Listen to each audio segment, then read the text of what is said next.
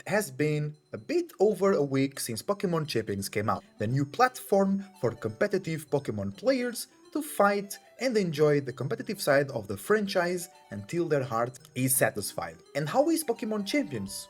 1 week after release, are people still playing? Is it still enjoyable? Is it fun? Is it good for you to get into? Let's check it out. First, thanks for watching, leave a like and subscribe, and let's get into it. Pokemon Champions, really easy to get into, and I love that fact. Before we talk about Pokemon Champions and all the things in it and about it, I think the concept was really achieved.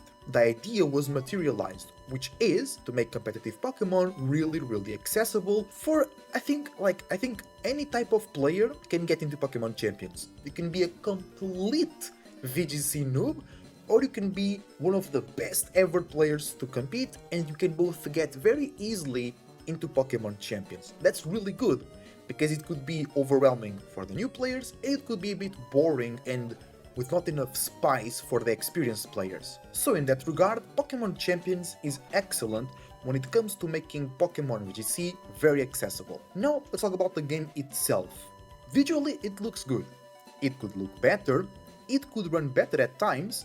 Sometimes, when there are a lot of things happening on the field, you can see some Pokemon animations get a bit wonky, especially flying Pokemons like Pelipper, or floating Pokemons like Rotom Wash, because Rotom Wash has like its little handle, it moves a bit erratically because of the electric aspect of the Pokemon, and sometimes you can see that causes some issues of the performance, but for me it's not a deal breaker at all, because the rest of the game's aspect more than compensates for it. From the animations, from the lights, from the arena itself, the model of Pokemons are solid. Some Pokemon look a bit unsaturated, a bit sad.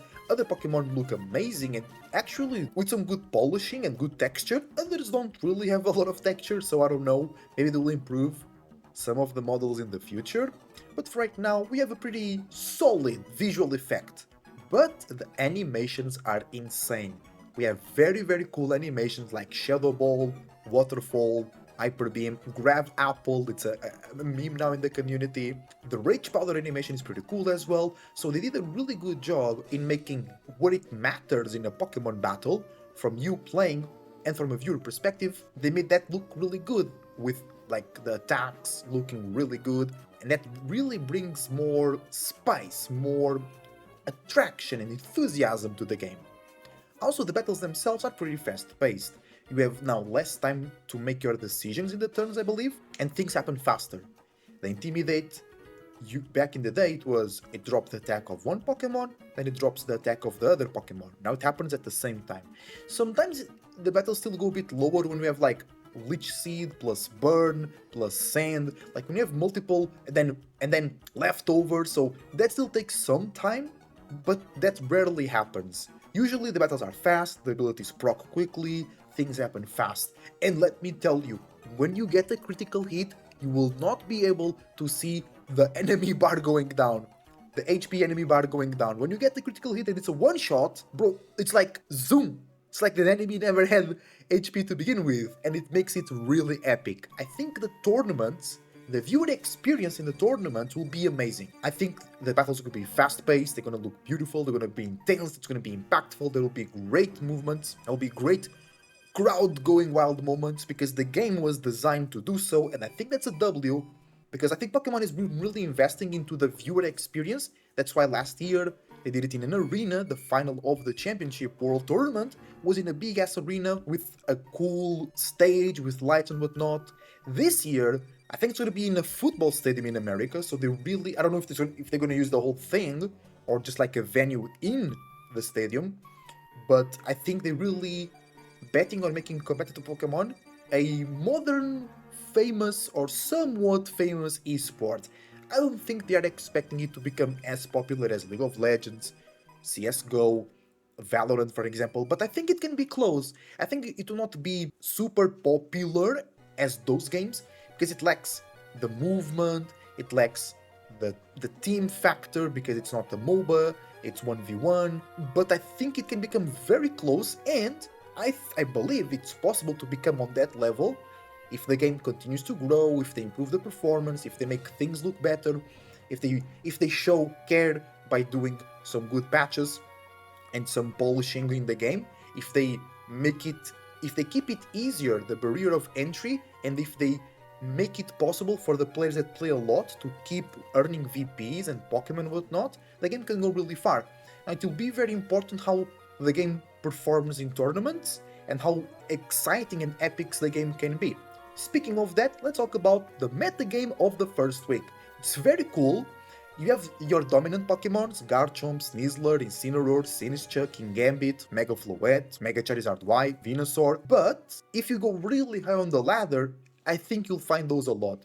But you don't need to be super low to enjoy a lot of variability. I'm like Master Ball rank 4, rank 3, and I'm finding all types of teams. And I've seen streamers and other content creators being really high on the ladder, and yes, they find Mega Floette a lot and Mega Charizard Y a lot, but they also find Mega Frostlass, Mega Meganium, Mega Golurk, so it's possible to be very high on the ladder and experience variability in the meta, and it's possible to you yourself to take a bit of a weirder team, a bit of not so optimal and sufficient team, a more fun team, and still climb. Because I think the meta is not super unforgiving. You can play off meta, and there are some cool options because you have a ton of Mega Pokemon to choose from.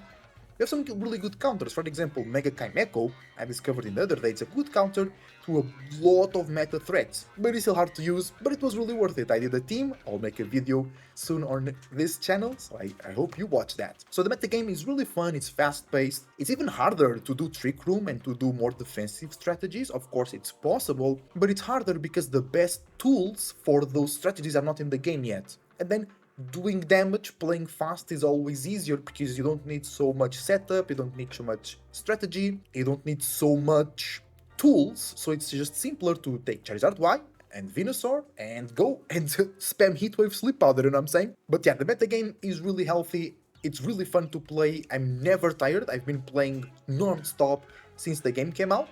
Sometimes more, sometimes less, but it's always fun, and I was really able to use a lot of different teams. I used Mega Skarmory, Mega Charizard X, Mega Charizard Y, Mega Chimecho, today I did Mega Scizor, and even though I had 10 wins and 11 losses on stream, it didn't felt bad, it felt really good. I was not like, oh, again this team, again that team, and there was Master Ball rank 4, and there was a lot of different teams, you know what I'm saying? Even Talonflame is now popping up all over the place. Even Pokemon like Rhyperior, Mimikyu, Oranguru, Araquanid, those guys are uncommon. So it's pretty cool to see that, and the metagame is allowing those things to happen. Now let's talk about a bit more of the negatives. Some people are really struggling to maintain a healthy pool of VP, victory points, that you use to recruit Pokemon, to train, change abilities, get your moves. And personally, I still have a bunch of VPs. I have like still 40, close to 50,000 VPs, but I had a bunch of Pokemon in my previous games. So my number of recruitment, which you can do in Pokémon Champions, is pay VP to get Pokemon from a random selection to join you forever. So I didn't do that a lot. So I would imagine that the people that are struggling with maintaining a healthy pool of VP are doing a lot of recruitment because they don't have other Pokemon games.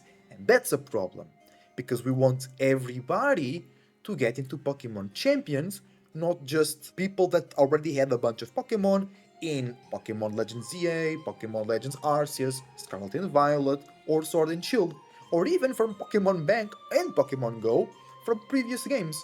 So you want, like imagine nobody played VGC, because some people play the other Pokemon games, but then they don't have all the Pokemon, they don't have the competitive staples, maybe they don't have Pokemon that are allowed right now into Champions, and we want those people to still enjoy themselves in Pokemon Champions, of course.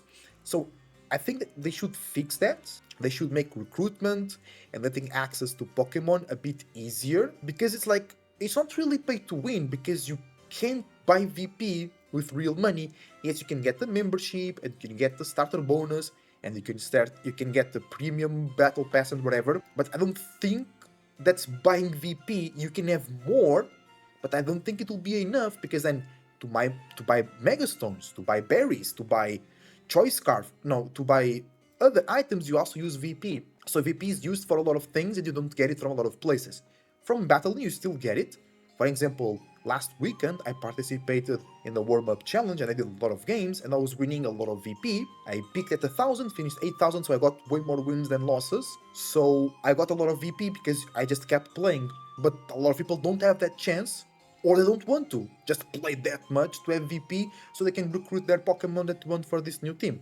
So I think they should make it more abundant, the VP, and I think that will keep it really alive for the new players and for the old players or more dedicated players, because those most likely will be the ones making more different teams, especially content creators, because they want to keep things interesting for themselves and for the viewers. So if you are a content creator or not, and you play the game a lot, unless you're trying to be always super optimal and super meta, you'll be making a lot of different teams, like myself, to make things fun.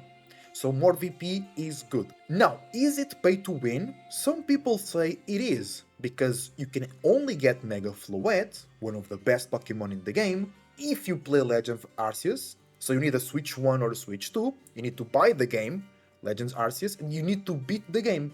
Not only just buy it, you need to finish the whole story, and you'll get Mega Floette. And the thing is, I don't think it's pay to win, I think it's pay to access. So you need to pay a lot, Nintendo Switch, game, and play through it, just to get that Pokemon. Now, do you need Mega Floette? No, I haven't used Mega Floette at all, and I reached Master Ball rank 3. I'm now currently at rank 4 because I was using Mega Kaimeco yesterday and today Mega Caesar. A bit more difficult, but really fun. And imagine, for the warm-up challenge, I made my team specifically to counter Mega Floettes, and I fought 0 Mega Floettes. There were some teams that had it, but they didn't bring it because I had a Mega Skarmory team together with Mega Meganium. It's difficult for Floette to survive and pass through that. But still, I know that really high on the ladder, it's very common, but also it dropped from being like the 5th most used Pokemon to now being like 11 or 12th.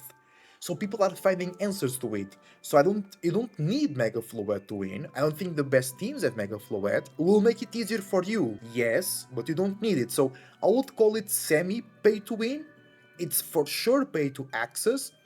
Might not be pay to win, but I still think it's bad. I think you should have access to it in Pokemon Champions.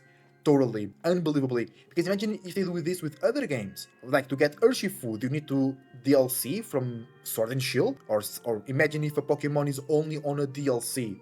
Do you need to get that DLC to get the Pokemon? Otherwise you can't use it in Champions? That will be cringe. One way they could fix that is to change the replica team system, because in Sword and Shield and Scarlet and Violet, you could just use the team that the person was sharing, because right now in Pokemon Champions, you can only use that as a blueprint, and then use that to copy-paste to your own Pokemon. So imagine, if I publish a team that has Urshifu, and you don't have Urshifu, you can't use my team. You have to make your own, and then you don't have Urshifu, so you can't. But if it was like they did it before, even though you didn't have Urshifu, by using my team that does, you then can use it. I think that's a great way to fix this issue, because, imagine you watch a video or a friend of yours shows you this great team, but you don't have a key Pokemon. Now you can use that team even if you don't have it, and I think that would be amazing. And I think the replica team idea is really good as well, because you can copy-paste the stats and then make adjustments for yourself. So imagine I share a team. You can use my team with small adjustments, and I think that's amazing. I think that's what Pokemon Champions brings to the table. But I think we also need the other side, where I can just copy-paste literally, not even change my Pokemon, I just use that team. I think that is going to be very fundamental for the future of Pokemon Champions. And now let's address another negative point that people have been complaining about. Not complaining, most likely being aware of that part, which is the lack of Pokemon and the lack of items. We have a lot of items that are important that are not present in the game, like Life Orb, Assault Vest, Safety Goggles, Choice Band, Choice Specs, Covert Cloak, staple items that are really important. And we have staple Pokemon that are not present in DD with Psychic Surge to summon the Psychic Terrain, Rillaboom with Grassy Surge to summon the Grassy Terrain. Of course, you don't have legendaries and mythicals and whatnot, and so people are really disappointed with that, and I completely understand. But I actually agree with this decision, because it's not so bad for the experienced competitors. I'm not the most Giga Chad invested into VGC, I mean, I am now, but I wasn't before because it was very hard to make teams, and now it's amazing how easy you can make teams and adjustments. I had a great time on stream today because me and my viewers kept going back and forwards, changing ideas in how to make specific Pokemon stats and abilities and natures work in the team that I was building with Mega Caesar. It was really, really fun. I would recommend you to join the Discord and join me live on YouTube, Twitch and Kick at Esosu Gaming. Discord is the same name. But coming back to my point, I don't think this current version of the game is boring for the most experienced players. I see a lot of experienced players still having fun. A lot of big-time content creators, Wolfie, Aaron, and then other smaller streamers and smaller content creators, and just people that show up in my stream, show up in my Discord, that I see on Twitter, that even though they played for years, they still having a lot of fun in Pokémon Champions. Because it's not just about playing the game, team building is a really important part, and now that's so easy and sophisticated even, that brings another part of having fun to the game. Because a lot of these really big competitors, they had a life, and they have a life besides playing Pokemon. So many times it will be like friends and fans that would give them the Pokemon. So they were team building in the idea, but not really in the game. And that's fun too. Maybe not really much fun, but that adds up to the soup. It's like the little spice that makes the soup taste even better. And my final point is that the lack of items and the lack of Pokemon is really good for new, returning and casual players. And I think that's the super important aspect that some people are missing, but I totally agree if they think the game should come out with more Pokemon and more items. I think especially in the item department, there could have been some items. I don't think Life Orb will be too hard to manage, you know. Maybe in this current meta it will be pretty broken. Life Orb Snizzler, Life Orb Talonflame, Life Orb Rock Slide Spam, Aerodactyl, you know, Life Orb Gyarados, I don't know, but you know, I don't think it will be that difficult for new players to deal with. But the thing is, the plan is to now take all this wave of new / returning casual players and slowly but surely transform them into really into the hobby, or even sweat players that all are very all in into the game. And that's the best way to do it, is everybody come in, the bar is open, and slowly but surely we'll start serving you the drinks so you don't get too drunk. I think it's a good perspective and a good approach from the developers of the game. I just think there could have been a bit more items. Certain Pokemon could be there as well, but also this can make the game more evergreen, because bringing certain items, bringing certain Pokemon to the game will change the metagame. Bro, this game has insane potential to go for very, very long years while being fresh, because now it's Mega, it's the Mega season, the Mega regulation. Then they can make Dynamax, then Z moves, then Terrestrialization, then comes new games with new mechanics, new Pokemon, new items, new abilities, add that into the game. Block certain Pokemon, legendaries, mythicals, not only this, not only that. Even right now, in this current situation that we have, imagine if they just release Indeedee and Rillaboom, just those two, the metagame will change completely. You know what I'm saying? So if they allow Metagross, for an example, the metagame will change completely. So they have really a good chance. And then the meta will change when it's only Z moves allowed. Only Terrestrialization allowed. And now you can do everything. You can only do, imagine, one mechanic per battle, but you can Dynamax and your opponent can Mega. Now the whole meta is completely different. So this game is incredible potential. And I think they didn't start with too much torque and acceleration, which is perfect. Because I think if they did the other way around, this will be a more like glorified Pokemon Showdown. And we don't want that. We want this to be a more entertaining experience than just crunching numbers and being super optimal. And they did really that. And that's my final conclusion on this video. Pokémon Champions is amazing. It's a lot of fun, it's very competitive, it's good looking, fast paced, it's exciting, allows for everybody to start to play, make and share teams. What needs to improve? Just use the team that the people shared without you transforming into your own team. Better performance, better graphics. I don't need those. but I will of course welcoming them with open arms and just care from the developers more VP availability and a good action, quick action when it comes to balance stuff and to introduce stuff to the game. New items, new Pokemon, changes in regulation, keep it fresh, keep it interesting. This game can run forever. Everybody, let me know in the comments, have you been enjoying Pokemon Champions? Have you been playing? What rank are you? What teams have you been using? What's your favorite Mega? And I hope you leave a like and subscribe. I hope we see you on the next video. Keep it safe, keep it healthy.